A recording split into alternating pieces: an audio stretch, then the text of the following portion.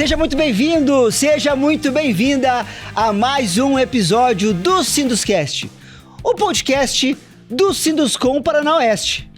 Aqui nos estúdios do Sinduscom Paraná Oeste, nós trazemos os grandes nomes da indústria da construção civil para falar de temas relevantes à tua obra, à tua execução, aos teus projetos, à tua realidade. O Sinduscast só é possível nessa segunda temporada graças aos nossos patrocinadores, a Mútua Caixa de Assistência, ao Sistema FIEP e também a R da Molim, que são os nossos parceiros nessa segunda temporada do Sinduscast. E se eu tô falando que o tema é relevante à sua realidade, é porque o tema é relevante. O tema de hoje, ele é mais do que relevante. O tema de hoje, Matheus, é um dos temas que mais estão em alta hoje na indústria ou talvez no nosso país, que é a mão de obra. E a gente trouxe um tema que hoje vem se consolidando nos nossos canteiros de obra, que é a terceirização da mão de obra. Eu estou aqui nos estúdios do Sinduscom com o Matheus Bessa, engenheiro Matheus Bessa, formado na 10ª turma de Engenharia Civil da UniOeste, minha universidade também, que esse ano completa 30 anos do curso de engenharia, empresário, proprietário da Etos Engenharia Integrada, no ramo de construções comerciais e residenciais, há 10 anos no mercado de Cascavel e região. Casado com a engenheira Andressa Cividini e no aguardo da chegada do primeiro filho, Heitor, futuro herdeiro, que deve chegar a qualquer momento. Matheus, seja muito bem-vindo ao Sinduscast. Bom dia, boa tarde, boa madrugada, quem estiver assistindo, né? O pessoal assiste todos os horários, eu sou assim, assisto podcast quase todo dia para trabalhar. Primeiro agradecer o convite, o Vinícius é um player aí de Cascavel e região incontestável, então eu fico feliz por poder participar aqui. E agradecer, né? A me apresentar um pouco. Então, eu sou engenheiro civil, como você já falou, Matheus Bessa. Eu sou proprietário da Etos Engenharia, que é uma administradora e gestora de obras. Casado com a Andressa, esperando o Heitor, que tá para chegar aí. Uma pequeninha correção, Vinícius, a tua introdução irretocável é a 16ª turma de engenharia. Eu acho que você... 16ª, eu comi o sexta. Eu acho que você é a 11ª turma, eu sou a 16ª turma. É verdade, né? Eu comi o sexta ali. Hoje já passou 15 anos, então já tá na 31ª turma, né? Então por isso que vai se comemorar os 30 anos. Enfim, agradeço muito e vamos bater um papo legal aí. Legal.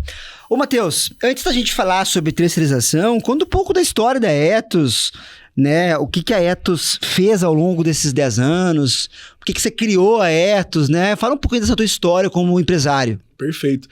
Então, Vinícius, é bem legal, porque assim, eu saí da faculdade e já na faculdade eu comecei a trabalhar nesse ramo de gestão de obras, porque eu fui estagiário da própria UniOeste. A UniOeste criou... Isso aí uns 15, 20 anos atrás, acredito que mais ou menos uns 20 anos atrás, ela criou uma assessoria de obras interna. Então, ela tinha uma assessoria de obras próprias para cuidar ali de Cascavel, Foz do Iguaçu, Marechal, enfim, depois Francisco Beltrão. Ela fez ativamente a implantação do campus de medicina de Francisco Beltrão, a gente participou muito daquilo lá. Legal. E na época eu era estagiário deles e acabei evoluindo lá e meio que ficar um gestorzinho de obra, né? Olha, estagiário ainda, mas gestor de obras. E aí então peguei o gosto. Peguei o gosto porque assim, você está na faculdade e você não sabe o que você vai fazer com exatidão. Total. Salvo algumas exceções, né? Você não sabe muito bem o que você vai fazer. E lá dentro eu já fui criando essa cultura de acompanhamento de obra. Qual que é a questão? Eu acabei criando muitos laços com pessoas que eu vi que eram muito competentes. Por quê? Ou foram estagiários meus, né? O estagiário que tem estagiário, né? No Brasil acontece isso, né? O estagiário que tem estagiário. Foram estagiários meus ou participaram ali de grupos ativos que a gente fazia na faculdade e eu fui trazendo esse pessoal para dentro quando eu quis abrir minha empresa. Então lá em 2014 ainda eu comecei mexer o doce, né? Então, comecei a analisar, não abri o CNPJ ainda, mas comecei a analisar possibilidades de obra, gestão de obra. Eu fui chamando alguns colegas, né? Então, tem o nosso colega ilustre, o Lucas Gotardo, hoje ele é projetista estrutural, eu trouxe ele para dentro, já com essa veia, antes mesmo dele se formar, ele já foi para dentro, outros 2, 3 companheiros, e a gente começou. Não era uma sociedade, eu era o dono da empresa sozinho, mas eles eram parceiros fixos ali. E a gente foi começando a atender o pessoal, aí com diversas demandas, né? O cara tá começando, é complicado. A minha questão sempre era fazer a gestão de obra. Então, por gestão de obra é solução do cliente do começo ao fim. Você precisa sair do estudo de viabilidade, você precisa entregar o teu empreendimento, entregar a tua casa, o que for. Então, o foco da Ethos lá naquela época, nesse 2014 e 15, até hoje é o mesmo.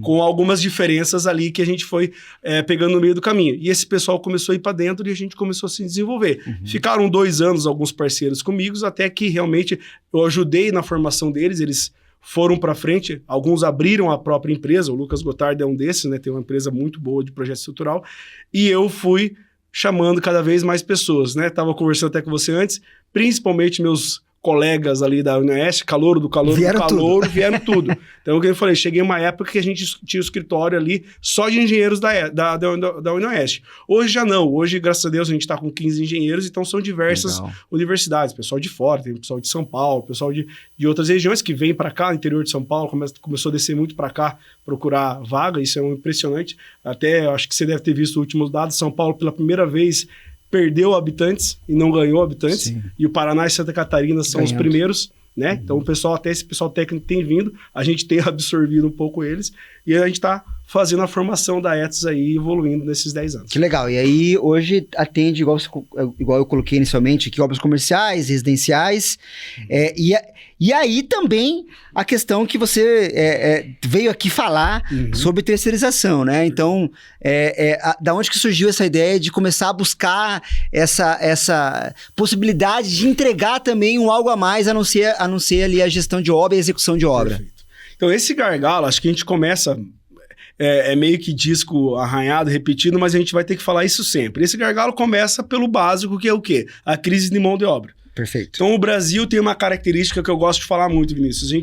A gente se tornou primeiro mundo antes mesmo de a gente se desenvolver.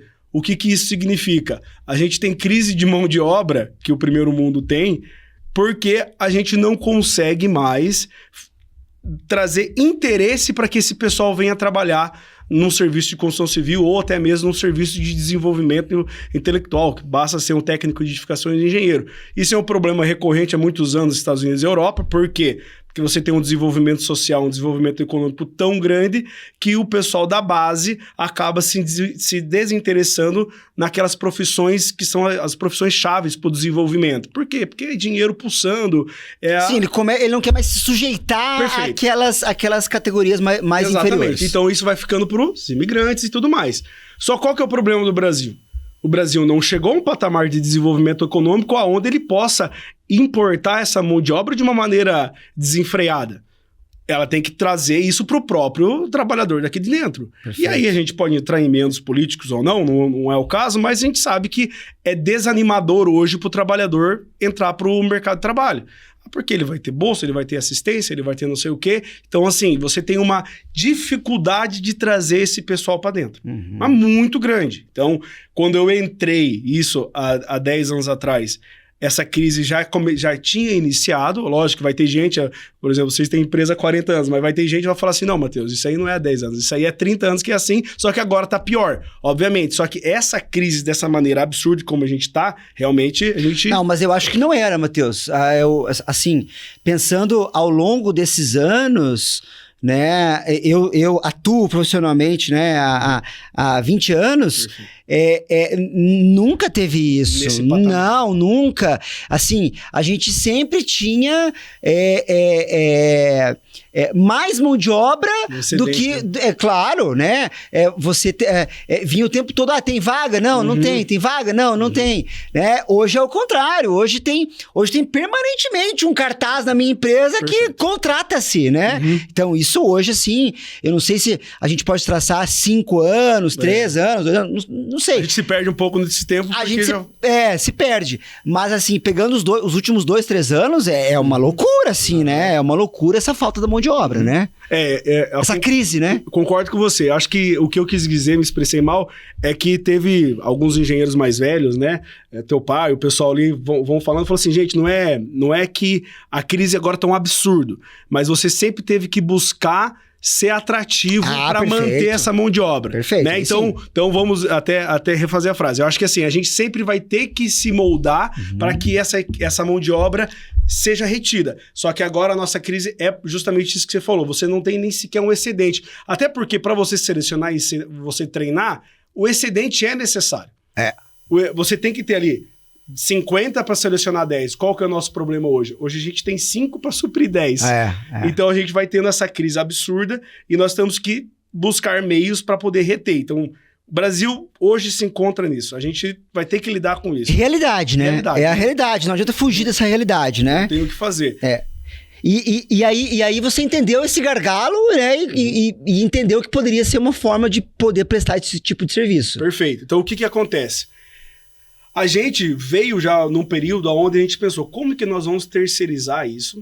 Já que desde 2017 a gente tem uma lei que nos defende é uma lei muito refinada, não é uma lei que algumas leis no Brasil pegam e não pegam, ou são leis que você não consegue entender a interpretação, não. Ela é uma lei muito clara sobre a terceirização do meio-fim, que seria o quê?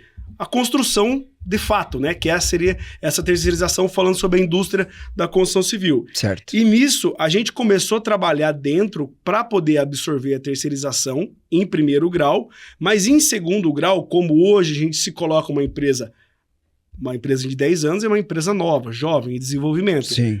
Para atender as empresas maiores, Vinícius. Para entender as empresas de 20, 30 anos consolidadas no mercado. E essas empresas, o que ela precisa? Para eu usar o dispositivo da lei de terceirização, eu preciso principalmente uma empresa que tenha uma cultura alinhada à minha, ou seja, que ela tenha aquele respeito, aquilo que a gente estava conversando antes, que é um respeito sobre os processos e sobre a organização, sobre tudo aquilo que a gente tem das nossas obrigações, e ao mesmo tempo a segurança jurídica de outro lado, que é o que a gente fica sempre assim, tá, mas esse cara que eu estou terceirizando, ele vai respeitar todas as digamos assim, as convenções trabalhistas, toda a parte de pagamento, vai estar com a GFIP em dia, vai estar com tudo certo. Opa, beleza, como é que a gente vai amarrar isso? E as empresas, nos últimos 2 anos, vamos falar mais especificamente, vêm abrindo isso com muita força. Aí a Ethos falou, opa, mas espera aí, eu já estou fazendo isso há uns 4, 5 anos com empresas menores. Eu não preciso me colocar num patamar de orgulho onde eu vou falar só porque hoje eu faço prédios de 40, 50 apartamentos, tenho, graças a Deus, em todos os condomínios de Cascavel, tenho casa em alto padrão entregue, eu não posso atender uma empresa maior, uma empresa de faturamento na casa de 100, 150, 200 milhões, até mais. Cascavel tem muitas empresas desse porte, graças a Deus. Então, eu falei, a gente vai ter que colocar nesse mercado. E a gente foi preparando essa equipe. Lógico, você vai me perguntar depois como a gente fez essa preparação. A gente vai preparando essas equipes para que, quando pintam uma oportunidade, e elas hoje, Vinícius, vêm pintando sem a gente fazer um trabalho ativo. Chegar lá, bater na porta da grande empreiteira, da grande construtora, e falar, você quer essa terceirização? Não, ela tem vindo de maneira natural, justamente pela crise de mão de obra que a gente está. Então, a gente está se organizando para que essa experiência dessas empresas seja uma experiência positiva. Porque também, quando ela abre uma terceirização dessa e começa a dar dor de cabeça, tem aquele recuo. Sim. E a gente, a gente está se colocando, e eu acho que culturalmente vai ser algo sem volta, esse processo, a gente está, pelo menos como Ethos, tentando entregar algo bem diferenciado. Legal. Eu vejo que a empresa maior, como você está citando, ela acaba se envolvendo em obras mais complexas, que demandam um volume alto de trabalhadores, né? Prazos cada vez mais curtos, né? Ontem eu estava negociando uma obra lá em Camorão, os caras, não, tem que botar 7 hélices aqui. Eu falei, cara, beleza, podemos colocar 7 hélices, mas veja, você tem que ter 7 bombas, tem que ter 2 usinas de concreto aqui, tem que ter né? Não, isso aí, beleza, é pra nossa empresa e tal. Eu falei, cara, o cara tem que ter um arsenal, tem que ter um exército lá dentro. E uma empresa hoje, para buscar esse funcionário, não é fácil, né? Então, eu acho que essa é uma realidade, realmente. As empresas maiores estão em obras muito grandes, muito complexas, com prazos muito curtos, precisam de muita gente período de tempo muito curto e não tenho tempo para fazer a retenção, para botar o cara na... Não, já contrata ali um terceiro que o cara acaba focando nessa linha de trabalho, que seja uma carpintaria, que seja uma armação, né? Hoje acho que as terceirizações nessa linha que a Edson está trabalhando, a Edson está trabalhando com quais terceirizações? Hoje a gente é mais focado na carpintaria. Carpintaria. Mas hoje o mercado tem absorvido o quê? Carpintaria, armadura... Carpintaria, alvenaria, armação, vedação. Regularização. Por exemplo, você vai pegar hoje reboco e contrapiso, não existe. Equipes. E tem equipes excepcionais terceirizadas. Já a Cascavel treinou algumas equipes, não são muitas, mas, por exemplo, não faço essa parte, mas conheço excepcionais que, por exemplo, prédios 30, 40, agora Cascavel 50 pavimentos, 100% terceirizado. Não faz sentido para uma empresa, para uma Dalo, para uma JL, para uma Saraiva, não faz menor sentido ter essa equipe interna especializada em contrapiso. Regularização, mesma coisa, que a gente fala, o reboco, né? Sim. Vedação, idem. Umas ainda ficam com as equipes internas, até porque, Vinícius, também tem um pessoal que tem muita gente boa treinada, retida. Principalmente as empresas mais antigas, mas estão perdendo esse. Por quê? Tá fazendo 60 anos. Sim, claro. Tá começando a sair e eles não vão repor. E eles não vão repor. Então, não consegue repor. Exato. É perfeito. Não é nem exato. Não é uma questão que não querem. Não consegue. Isso aí vai começar também a vir esse processo de terceirização de todas essas partes. Então, assim...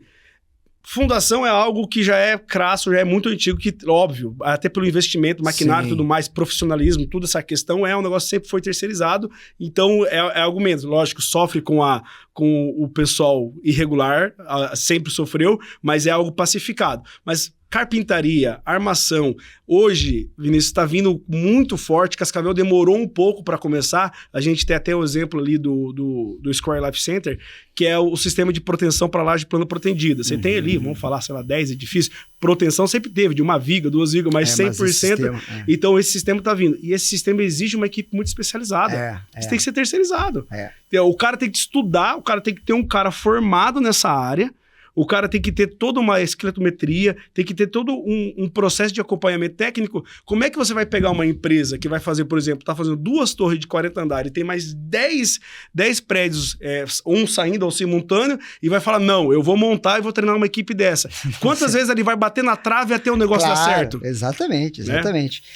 Deixa eu fazer um comentário assim, ó, Matheus, que é legal que você trouxe, trazendo para minha realidade, fundações, né? De fato existem várias empresas que não têm documentação, não tem, vão entrar numa obra, eu falei Camorão e lembrei que eu estou numa obra hoje em Camorão, dentro da Coamo. É uma obra extremamente burocrática, extremamente. Só que o que acontece, Matheus? Aí que vem as oportunidades. Quando eu entendi que o meu cliente estava com dificuldades de encontrar uma mão de obra, ou melhor, uma equipe, né, uma empresa de fundação que tivesse tudo bonitinho, regulamentado, zeradinho, com funcionário, tudo certo, falei, cara, eu consigo ter um valor bom nessa obra. Né? Por quê? Porque o cara não tá encontrando quem faça. Então, essa é a realidade hoje. Né? Se você, por exemplo, essa questão da proteção, né? Poxa, se eu não tenho ninguém que faça e eu preciso disso aqui, né? E tem uma empresa ali que consegue fazer, lei da oferta, né? Então o cara consegue ter um preço melhor. Perfeito. Então é uma oportunidade de mercado que começa a se consolidar. E o que a gente falou antes é uma realidade, não adianta querer fugir disso.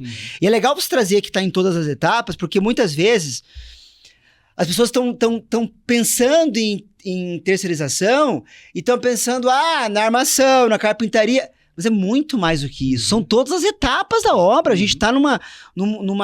O que é uma obra, né, Matheus? São diversas etapas especializadas, né? E muitas vezes para a construtora reter e ter um funcionário que faça todas as etapas é muito complicado, né? Você vai pegar, por exemplo, vamos lá, um estilo de cronograma que eu amo utilizar nas minhas obras. Partindo um pouco sobre a parte técnica, depois voltando para a terceirização, que é linha de balanço. Prédios multipavimentos, todos esses prédios multipavimentos é obrigatório, deveria ser obrigatório, a parte técnica ter uma linha de balanço. Linha de balanço nada mais que exatamente o que você falou. A gente pega todos os andares daquela obra, todas as equipes que vão entrar, e tratam ela como equipe fechada.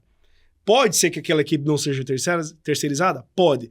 Mas o tratamento da linha de balança, quando entra, quando sai, o cronograma, a responsabilidade, os serviços de laudo, técnico, tudo que envolve naquela equipe, você trata ela muito bem como ciclo, começo e fim. Então, se eu tenho uma equipe que começa lá na fundação, a equipe de carpintaria, aí outros dois que a gente esqueceu de falar, mas que esses sim já são mais comuns a terceirização, elétrica e hidráulica. Perfeito. A armação, daqui a pouco vedação, reboco, você entende que você tem experts. E outra, quando a gente fala expert, a gente não tá falando que vai ser uma equipe de alvenaria que vai ter 10 engenheiros lá dentro. Não é isso. Às vezes o cara nem vai ser engenheiro. Acho interessante que seja, mas nem vai ser. Mas você vai pegar um cara lá que ele se especializou de uma forma em fazer a vedação, que ele vai te dar uma aula sobre o que a vedação precisa. Perfeito. Você fala assim, cara, não, ó, você tá fazendo errado. Ferro-cabelo, a tela de retração, a junta de dilatação, tal. Você nem tinha programado na parte técnica lá e essa equipe entrou e ela começou a solucionar um problema teu. Por quê? Porque o cara só faz aquilo. E o cara, às vezes, vai te cobrar R$5 o metro quadrado a mais do que o mercado tá pedindo. Entendeu? Aí você vai tratando essa linha de balanço que eu falo, que são equipes, e você vê a obra erguendo no cronograma de linha de balanço. Quem quiser depois pesquisa, é ótimo. Aí você vê que, realmente, se você tratar, que aí a gente... dentro desse circunscrito, isso tá o quê? A industrialização do processo da construção civil, aí a gente vai estar falando do negócio extremamente mais organizado, mais rápido, que é o que você acabou de falar. Hoje, graças a Deus, a gente atende LAR também, Coamo não atendo ainda, mas Copacol, Cevale. Então, pessoal, a gente vê que isso é latente da parte deles. Só que eles não têm tempo, às vezes nem mesmo, de entender aquilo que você vai oferecer para ele. Você vai chegar para ele, meu amigo, seguinte, na fundação, você vai precisar disso. Eu vou te entregar uma e você vai analisar. Depois que você entregou, o cara que você falou, ele quer que você volte, né? É natural, é algo assim que acontece. Aí a gente vai entrar no problema, que é o quê? O que eu sempre falo. Eu tenho falado, eu faço parte do grupo de pós-obra, né? Uhum. Eu que faço a gestão ali junto com a Vanessa e a Amanda, faço a parte do grupo de pós-obra, e a gente observa o quê? O custo da construção civil está aumentando e ele vai aumentar mais gradativamente, por mais que esse tipo de coisa tende a baixar o custo por causa que ele gera menos desperdício, mas vai aumentar um pouco. Por quê? Porque esse tipo de especialização... é cada vez mais caro. Ele é obrigatoriamente mais caro porque você entende que todos os processos vão ganhar dinheiro. Uhum. Hoje, o que é muito comum e por que é muito problemático essa parte de terceirização? O cara, às vezes, vai terceirizar uma equipe não muito bem especializada, que aí começa a gerar os traumas e tudo mais, e o cara vai lá e perde dinheiro. Cara, o empreiteiro que perde dinheiro dentro da tua obra é a pior coisa. É verdade. Por mais que o cara fale, não, cara, consegui a alvenaria, vou fazer a alvenaria a R$30 o metro quadrado. Aí, você técnico vai lá e teu engenheiro, alguma coisa, calcula e fala, cara, mas ele vai perder dinheiro. Se você ainda assim fechar o contrato, por mais que você faz uma disputa de preço, a gente tem que baixar custo, isso não estou discutindo isso, mas se você sabe que o cara vai perder dinheiro, isso vai afetar na qualidade da tua obra. Uhum. É inevitável. Então a terceirização ela vai ajudar a aumentar drasticamente a qualidade das obras, vai aumentar a velocidade, vai melhorar o ambiente de mercado. Depois a gente pode entrar até sobre como é que essas equipes, posso até falar especificamente sobre a Etos, como é que ela trata as equipes que estão preparadas para essa terceirização, receber essa terceirização, mas você vendo que todas as etapas vão ganhar dinheiro, você vai entender que uma coisa que vai acontecer, não é que a construção no Brasil vai aumentar o custo, ela vai regular o custo para o que ela deveria ser. Perfeito. Porque não adianta a gente competir com o valor do metro quadrado que o mercado está trabalhando, sendo que 50%, 60%, 70% do mercado faz totalmente irregular o processo. E quando o processo começar a regularizar, ela vai equalizar e aí você vai achar outros meios de reduzir esse custo. O que eu acho que vai acontecer? E está acontecendo. Eu vejo, pelo menos pelo custo, o nosso custo hoje da construção civil, primeiro por causa da mão de obra, mas segundo por causa de outros fatores, ele vem numa crescente muito grande, e isso não significa que a gente tenha lucrado mais, mas ele vem numa crescente muito grande, e agora a gente está batendo, e isso com certeza vai ser tópico do teu podcast, ou virá ser, que é aí as modularizações, sistemas construtivos diferentes, tudo mais, que aí a gente vai buscar falar, opa, beleza, agora a construção civil brasileira começou a organizar isso empresas de São Paulo, até algumas empresas de Cascavel já estão começando a dominar. A obra deles é ali 60%, 70% terceirizada. É uma obra que respeita cronograma, é uma obra que entrega qualidade, mas agora o custo está escapando ali, o mercado está começando, porque não adianta também você brigar com o mercado. Se o mercado não pode pagar, o que você vai fazer? Aí eles começam, então, isso aqui que era vamos falar, isso aqui que era tijolo deitado assim, assado, nós vamos ter que fazer um drywall melhor resistente, mas vai ter que ir para drywall. Sim, perfeito. Aí não adianta a gente brigar também, porque a gente vai industrializar, a gente vai melhorar o processo, a gente vai aumentar a terceirização, no entanto, a gente vai ter que respeitar o custo. Por isso que eu digo, o custo vai aumentar, tem aumentando. Hoje a gente fala, lógico que a pandemia ajudou, né? Mas a gente fala em 5 anos, um custo de metro quadrado convencional para uma casa de médio e alto padrão sair de 3 para 5 mil reais o metro quadrado, e é a realidade. O cara não consegue hoje fazer por muito menos. E aí a gente vai começar, talvez, com esses processos de... A cultura vai ter que mudar, o cara vai ter que aceitar talvez um drywallzinho na casa dele. Do que, queria um tijolão aqui, 20 centímetros. Pra viabilizar, né? Exato. Por quê? Porque aí o mercado vai falar bem assim pra ele, cara, você quer construir com 4.500? Essas são as soluções.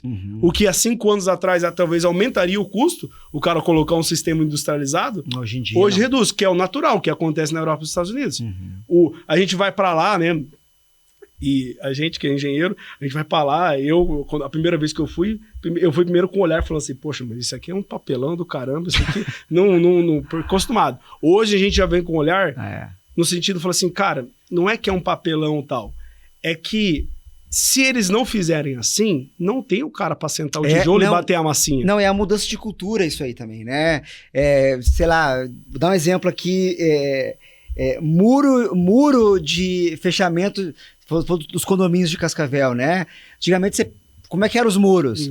Fazia lá uma fundação, o bloquinho, né? Pilar, alvenaria, reboco. Amigo, não consegue mais. Hoje vem já a placa pré-moldada pronta, pá, encaixou, tchau. Sim, chega a conceita de arco, não sei o que, fala assim, cara, eu te entrego o muro pronto em 40 dias, cara. Exatamente, colocadinho lá. O cara não vai ter que contratar a fundação, contratar a concretagem do bloco, fazer a forma do pilar, sentar a alvenaria, fazer... Tá maluco? E é contrassenso, vamos combinar. É um contrassenso você... Até, por exemplo, esse negócio que a gente tá falando, a alvenaria, o reboco, essas coisas, vai começar a virar o quê? Ela vai começar a virar um item um pouquinho mais de luxo no sentido do quê? Cara, a minha casa lá, eu fiz o quarto, fiz isso aqui, meti um blocão de 19. Eu tenho casa que o cara mede no quarto, dei um blocão de 19, mais 2,5 de reboco, a parede do cara fica 25 centímetros, assim. Isso vai começar a virar o quê? Luxo. Eu pago, porque você tá pagando o quê? Você não tá pagando a mão de obra. Eu vou até usar uma palavra que isso vai começar a ser muito utilizado. Você não tá pagando a mão de obra, você tá pagando o artesão. Porque, vamos combinar, não é uma arte o cara pegar... Você Vinícius, já tentou assentar uma parede, um tijolo? Eu já... Cara, é uma arte, cara. Por isso que você não tem também... O moleque não começa a ser treinado com 16, 17 anos dentro do canteiro de obra, ele não vira esse pedreiro porque é uma arte.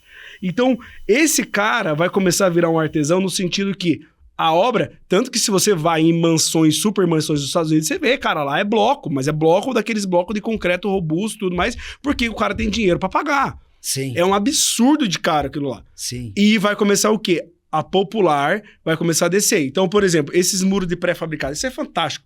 Eu tô fazendo um prédio no centro de Toledo agora. Cara, o terreno é muito grande, o terreno era 3 mil metros quadrados. A gente fez 100% pré-fabricado, os muros e tudo, porque não fazia sentido. A gente ia passar 6 meses fazendo muro lá para poder fechar o canteiro de obra. No entanto, a parede interna desse prédio é drywall. Perfeito. Não é tijolo. Porque eu vou fazer ele num prazo muito mais rápido e hoje já tô conseguindo 10, 15% abaixo. Sim. Que 3 anos atrás era 10, 15% acima, né? E falando dessa mudança cultural ainda, vou trazer mais um relato, assim, né? Você pega dentro dos próprios... Pra você ver como isso é um item de luxo mesmo. Faz todo sentido o que você tá falando.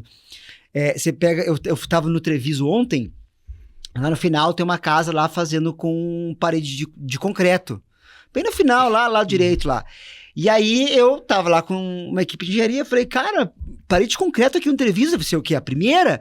Aí ele falou, pois é, o cara começou a levantar os custos, não estava fechando a conta no convencional, né? Ele acabou partindo pro parede de concreto para poder fechar a conta. Então é exatamente isso que você falou, exatamente sem tirar nem colocar.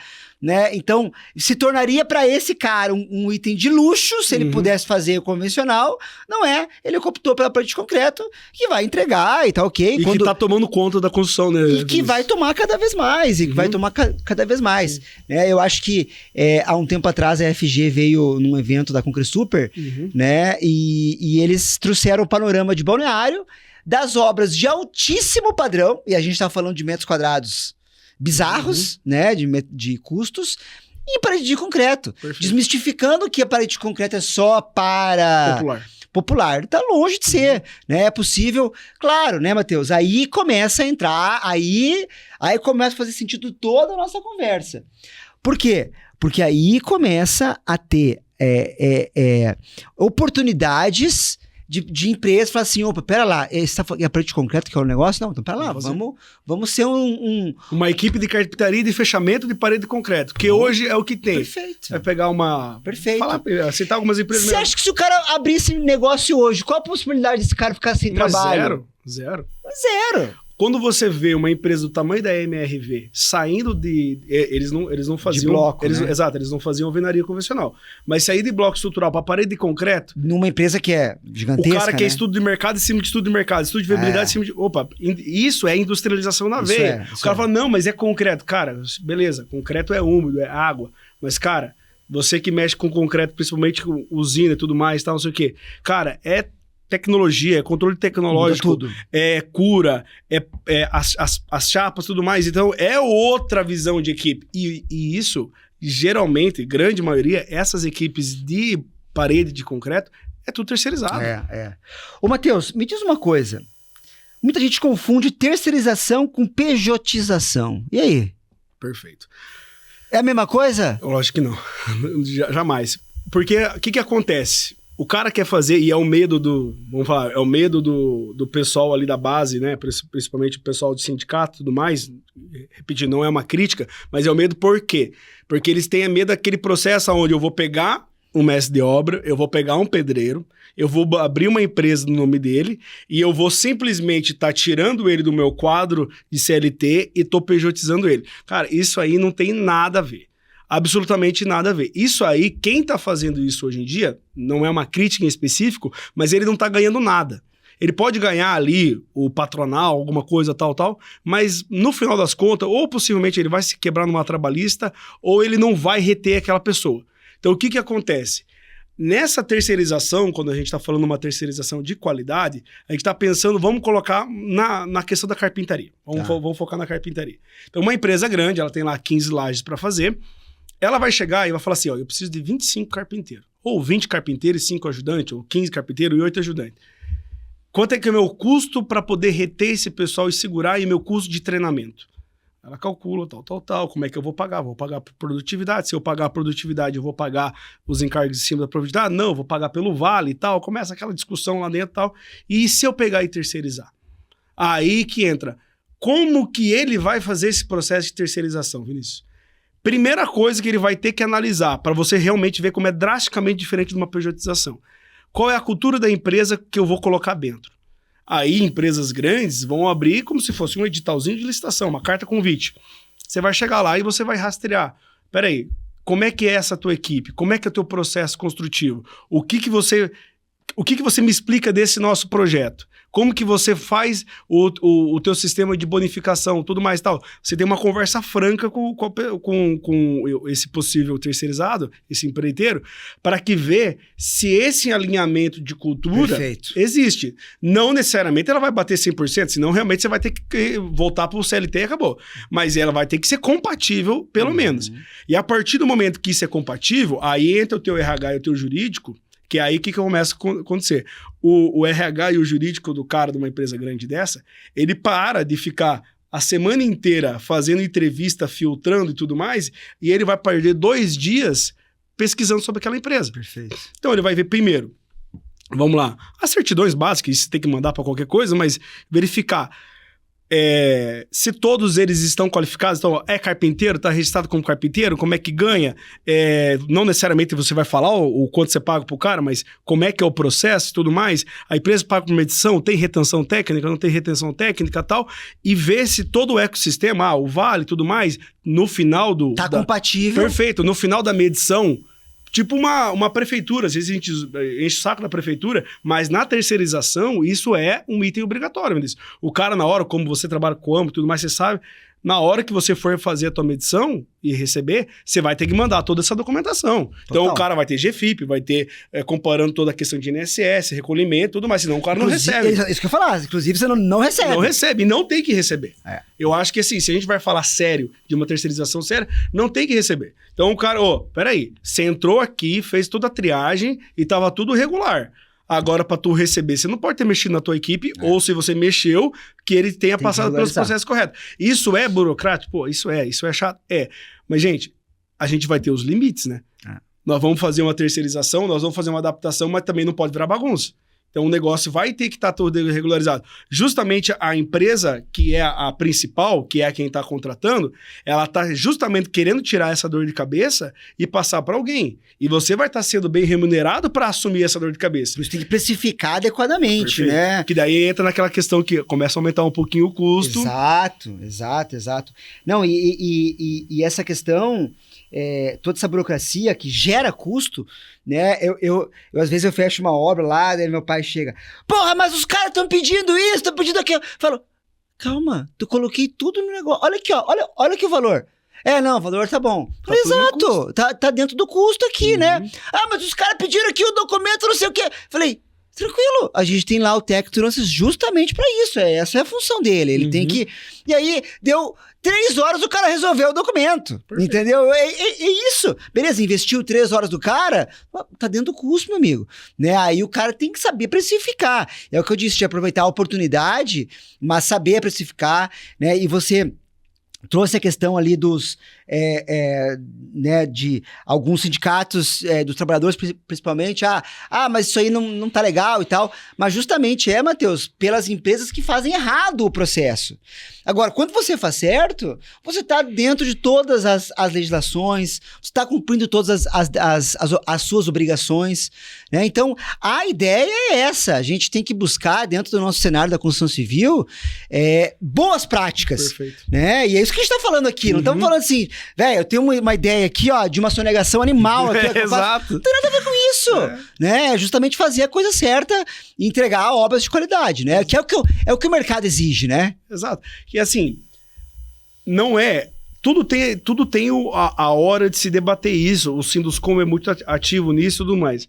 Uma coisa é a gente falar, pô, cara, o patronal tá pesado. Pagar sistema S eventualmente tá pesado, não sei o que tá pesado, tudo mais. A questão da nossa convenção ali trabalhista em relação a 13º e tudo mais, tal, não necessariamente que a gente não quer pagar, mas o meio que ele é feito, ele trava, ele fica caro, mas isso é inegável. A gente não tá entrando agora, por isso que quando a gente vai falar terceirização, a gente não quer resolver o problema tudo numa vez só. Nós não vamos conseguir consertar isso nesse tópico. Essa é uma outra... Porque quando o cara vai falar terceirização, às vezes o que ele fala? Cara, eu vou terceirizar se o cara vai fazer, se o cara não vai fazer, se ele vai recolher, não vai recolher, problema dele, para resolver. Que daí entra, que nem você falou até, entra o ponto que o sindicato tem razão, porque ele se desespera na hora que vai terceirizar para um cara que não faz nada. Mas, ao mesmo tempo... Quando a gente está balizando por essas empresas hoje que fazem, e é onde gira porque, é só o cara pensar, é onde gira o grosso do dinheiro. Total. É onde gira o grosso do dinheiro. Se esses caras estão fazendo certo, vamos balizar por eles.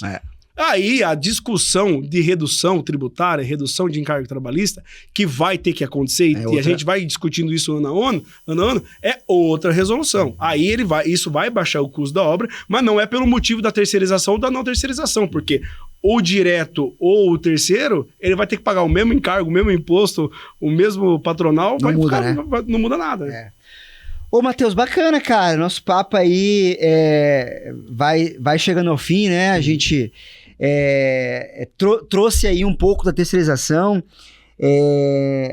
Eu vejo que você é um cara que entendeu isso de uma maneira que oferece ao mercado, dentro da Ethos, algo, né, dentro da legislação, dentro da lei, de forma profissional, com engenharia no processo, né? Sempre que tem engenharia no processo é outra história, né? Não é no achismo, não é no sempre fiz assim, que nunca deu problema, né? Sim. Sempre me pendurei aqui dessa maneira, nunca caí, né? Sim, é um animal, porque quando quer vai morrer, né? Então, eu acho que um ponto importante, até para quem está nos assistindo, é que a pessoa tem que estar muito ligada nessas oportunidades que o mercado traz, né? E eu acho que a terceirização não é algo para ser brigado, é algo para ser compreendido, é a realidade, vamos entender ela e vamos aproveitar essas oportunidades que hoje tem, seja você que está contratando ou você que é contratado, que você tem, igual no teu caso, as equipes de terceirização. As empresas maiores têm entendido isso. Opa, pera lá, eu realmente vejo que esse aqui é um caminho, né? Então, parabéns, Matheus, aí pela tua proatividade disso, né? Um empreendedor nato, né? Desde o início, né? Desde a faculdade, né? Ô, Matheus, deixa as tuas últimas palavras aí pro nosso ouvinte que tá nos ouvindo, nos assistindo, seja no YouTube ou seja no Spotify. E também como é que ele faz para encontrar a Ethos e o Matheus. Maravilha. Pessoal, agradecer imensamente. Acho que o papo fluiu muito bom. Foi rápido, nem vi o tempo passar. Também a questão dessa importância que você falou, acho que é uma questão que nós não vamos brigar com o mercado, nós vamos brigar, nós vamos melhorar, vamos disputar o que dá para melhorar, mas eu acho que sempre o embate, quando ele não é propositivo, ou seja, quando a gente vai bater e propor alguma coisa, pô, legal. Quando a gente vai bater, como que a gente acabou de falar, beleza, vamos bater sobre encargo e tal, mas e aí? Nós vamos deixar de trabalhar? Então, se ele não tiver propósito, o embate não é legal. Então, sempre ter esse embate propositivo, a terceirização é um deles. E sobre a Ethos, então, pessoal, a gente tem eu tenho 2 Instagrams. Eu tenho um Instagram educacional, que é o @naobra com a Ethos, tá? Ethos com TH. E tem o Ethos Engenharia Integrada, que daí é onde tem as nossas obras, é mais institucional. E, enfim, lá você acha todas as informações, número, como entrar em contato, passa o Instagram que facilita a vida do pessoal aí, beleza? Show de bola, Matheus. Obrigado pela participação, por ter topado o convite de participar aqui do Sinuscast. Obrigado a você que nos assistiu em mais um episódio. Se você está assistindo pelo YouTube, não esqueça de se inscrever aqui no canal do Sinuscom Paraná Oeste no YouTube. Se você está no Spotify, também é possível você se inscrever para estar acompanhando nós sempre. Agradecer novamente aos nossos patrocinadores, a Mútua, Caixa de Assistência, ao Sistema FIEP e também a R Dalmolin, que são nossos parceiros. Obrigado, Matheus. Obrigado você e até o próximo episódio.